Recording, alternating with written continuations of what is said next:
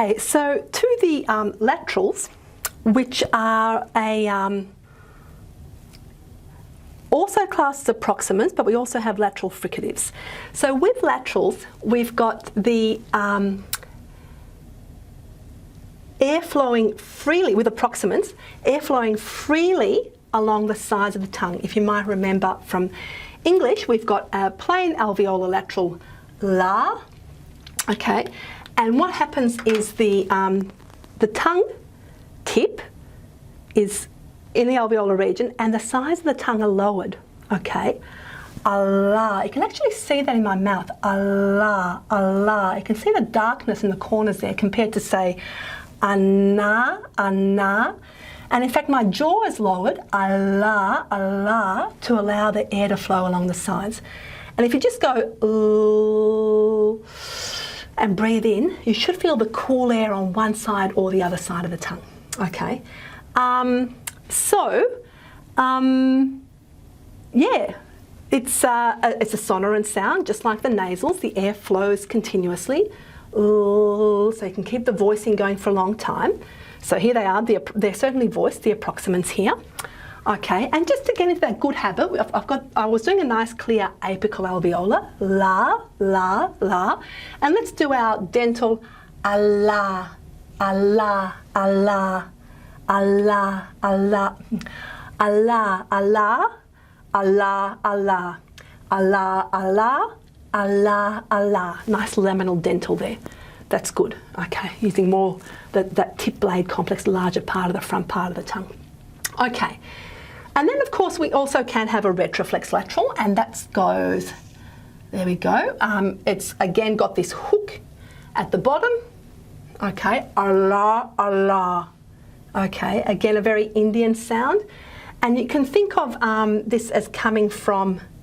If you have trouble doing the retroflex Allah, you just put an English in front, ara, arla, arla, and eventually get rid of the r. Arla, arla, arla. Okay.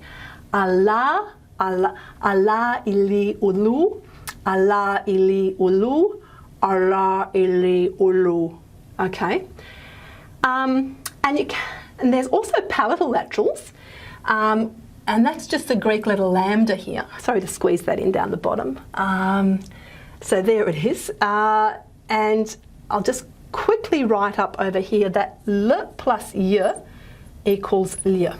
Okay, so just a plain alveolar plus a Y will get you to the palatal lateral. All right, really, like you would not want to hear, you could not reliably distinguish the difference between L and L, whether it's a sequence of sounds or just one. It really depends on the grammar of the language, the phonology of the language, which one of these two it is. So if you just think of alya as being L plus Y, you're fine. Okay. So yeah, that's that. Some people sometimes have trouble hearing the difference between a palatal lateral alya and a plain palatal ya. So aya, alya, alya, aya. Okay. So don't.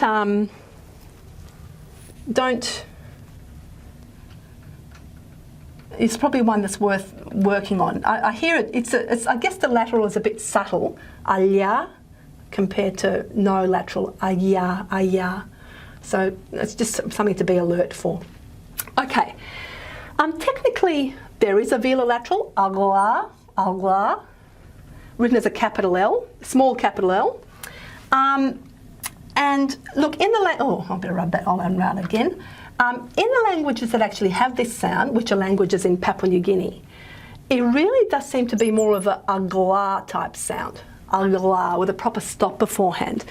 Because, you know, once you're in the velar region, you're dealing with the back of the tongue, and you know, is it really possible to lower the size of the back of the tongue? I don't know.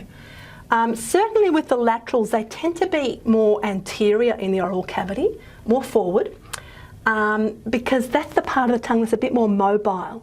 That tip blade complex, it's actually quite mobile, it can move very quickly, there's a lot of muscles there, it's easier to change the shape. Whereas the back of the tongue, you can't really change the shape that much. So, but there is a special symbol for it. So, you know, there it is. You can think of it as agla, agla, agla. Play around with it. It's really not common in the world's languages. All right, so worth having. Oh damn it, I had that written there before, sorry. I was from before and I didn't rub it out. Oh dear.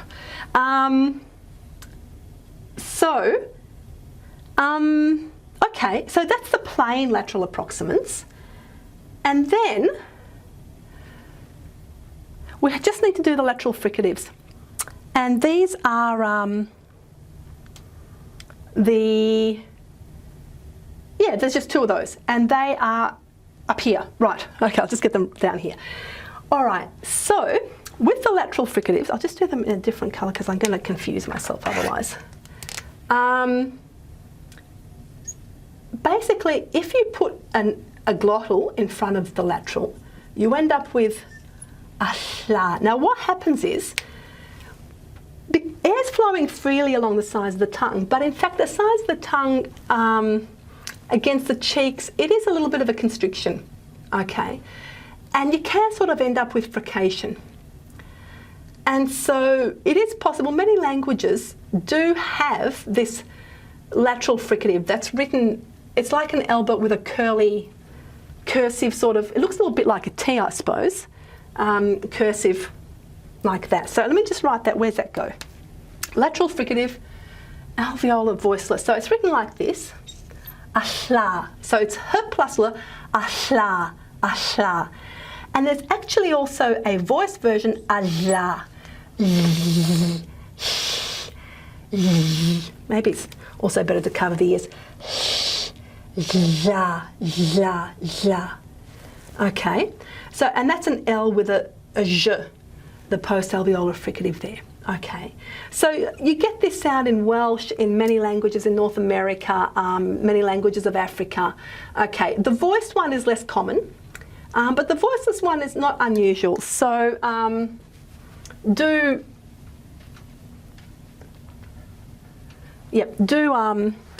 have a go at practicing that. It's not very hard. All right, so I think we have covered the consonant chart. Some of these consonants are really common in the world's languages and others just aren't. And practice everything in different vowel contexts, R, E, U, then expand it to R, E, I, O, U. And, you know, you can also do other vowels as they get into your repertoire.